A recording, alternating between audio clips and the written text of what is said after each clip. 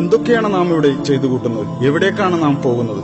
ഉറക്കത്തിൽ നിന്ന് എഴുന്നേറ്റാൽ ഓരോരോ ലക്ഷ്യങ്ങളിലേക്ക് നാം പോകുന്നു. എന്തിനു വേണ്ടി എന്നൊന്നും ഒരിക്കൽ പോലും നമ്മുടെ മനസ്സിൽ ചോദ്യങ്ങൾ ഉയരുന്നില്ല. ചണ്ടിയെപ്പോലെ ഒഴുക്കിനൊത്ത് പോയിക്കൊണ്ടിരിക്കുകയാണ്. പണം പണം അതിനുവേണ്ടിയാണ് നമ്മുടെ ഈ നെട്ടോട്ടം. കിട്ടിയ പൈസയിൽ നിന്ന് അല്പം പോലും നഷ്ടപ്പെടാതിരിക്കാൻ എന്തുമാത്രം ജാഗ്രതയാണ് നമുക്ക്. ചാനലുകളിലും മറ്റും കാണുന്ന പാട്ടും ഫാഷനും ഒക്കെയാണ് നമ്മുടെ ഇഷ്ടങ്ങൾ. ഇതാണോ ഈ ലോകത്ത് നമുക്ക് ചെയ്യാനുള്ളത്?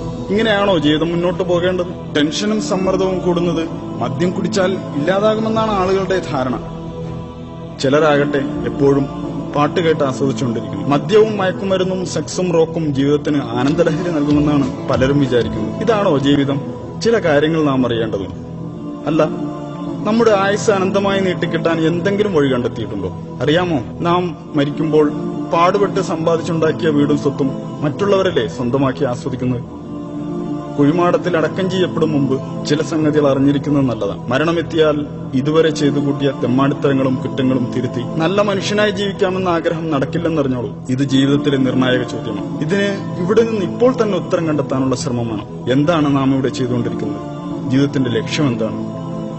ഇവിടെ എങ്ങനെയാണ് നാം എത്തിച്ചേർന്നത്? ഇത്ര പെർഫെക്റ്റായി നമ്മെ സൃഷ്ടിച്ചതാരാണ്? മരിച്ചു കഴിഞ്ഞാൽ ഈ ശരീരത്തിന് എന്താണ് സംഭവിക്കുന്നത്? ഈ ലോകത്ത് തന്നെ മറ്റൊരു ജീവിതം കൂടി സാധ്യമാകും? ഈ ചോദ്യങ്ങൾക്കൊന്നും നമുക്ക് മറുപടിയില്ല. കാരണം ഇതിന്റെ ഉത്തരം അന്വേഷിച്ച് തലമുണ്ടാക്കേണ്ട കാര്യമില്ലെന്നാണ് നമ്മുടെ വിചാരം. പ്രകൃതിയിൽ ഇങ്ങനെ ഓരോന്നും ഉണ്ടാകുന്നു, അതുപോലെ നമ്മളും. ഇതെല്ലാം സ്വാഭാവികമല്ലേ? ഇങ്ങനെയൊക്കെയാണ് നിങ്ങൾ കരുതുന്നതെങ്കിൽ ഞാൻ ചോദിച്ചോട്ടെ, താങ്കൾ തനിയെ ഉണ്ടായതാണ്? അതല്ല യാതൊരുവിധ ന്യൂനതകളുമില്ലാതെ മറ്റെവിടെയും കാണാത്ത വിധം പരിപൂർണമായ ഘടനയിൽ നിങ്ങളെ സൃഷ്ടിച്ചതിനു പിന്നിൽ ഒരു അഭൗതിക ശക്തിയുണ്ടോ? അറിയാമോ, ഏറ്റവും ഉന്നതമായ നിർമ്മാണ കലയുടെ ജീവരൂപമാണ് താങ്കൾ.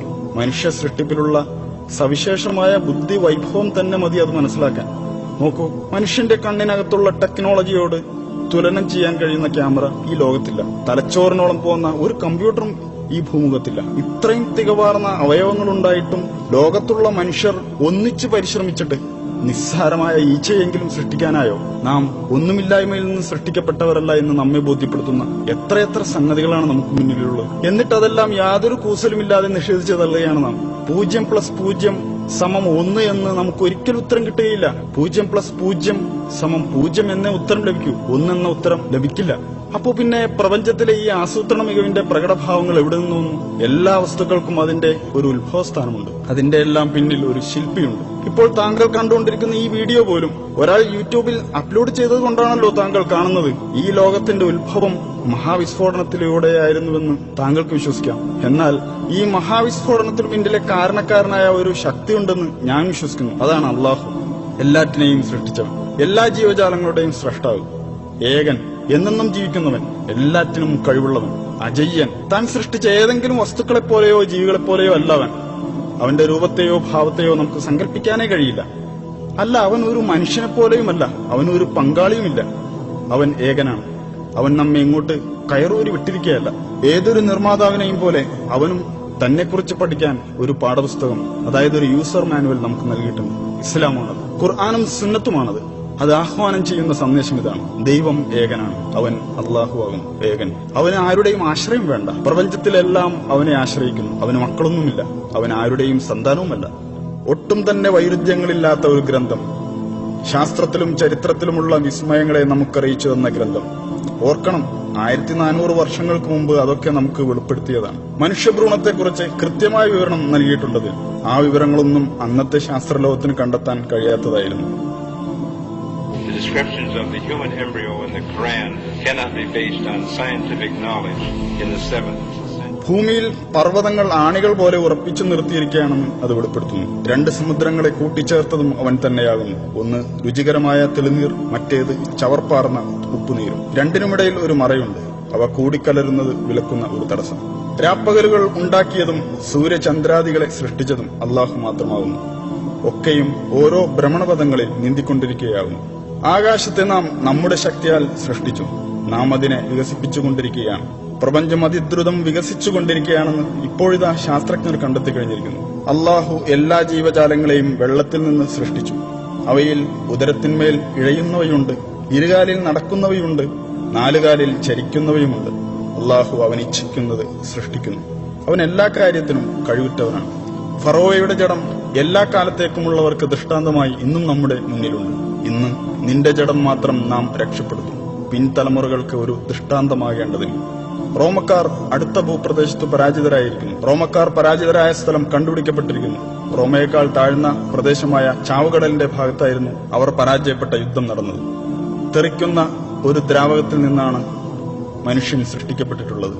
അത് അവന്റെ നട്ടെല്ലിനും വാരിയെല്ലുകൾക്കും ഇടയിൽ നിന്ന് ഉത്ഭവിക്കുന്നു.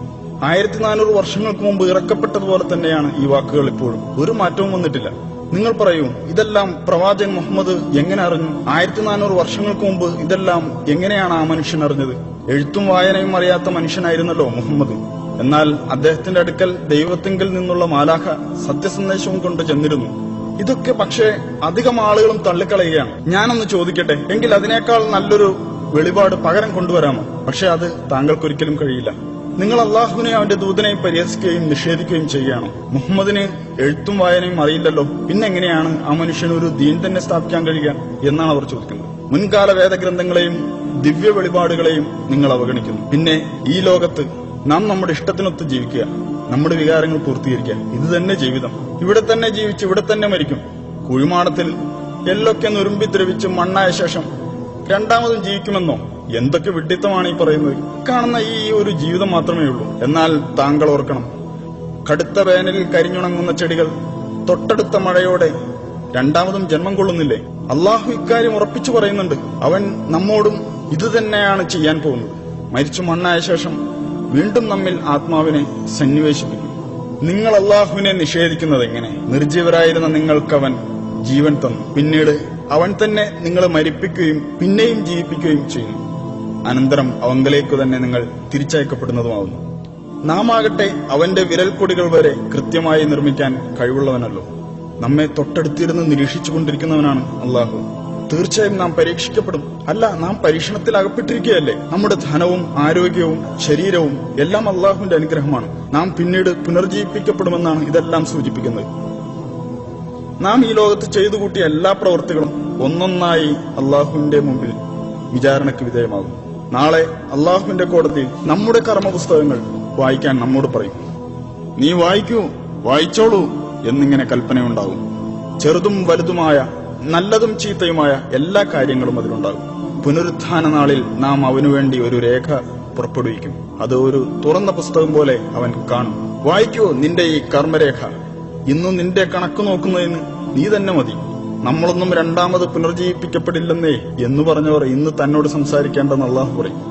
എന്നെ അറിയാനും പഠിക്കാനുമായി ഒരായുഷ്കാലം മുഴുവൻ നിനക്ക് ഞാൻ തന്നതല്ലേ?